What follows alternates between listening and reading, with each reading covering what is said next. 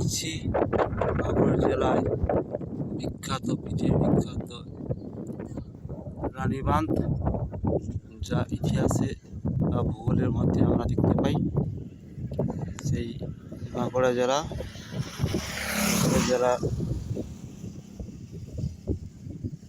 বিখ্যাত বাঁধ রানীবাঁধ রয়েছে বড়ঝিল সেই মিলনস্থল। নদীর ওপারে রয়েছে দর্শনীয় স্থান। দেখা যাচ্ছে এই বাঁধ চলে গেছে পাহাড়ের চূড়া পর্যন্ত।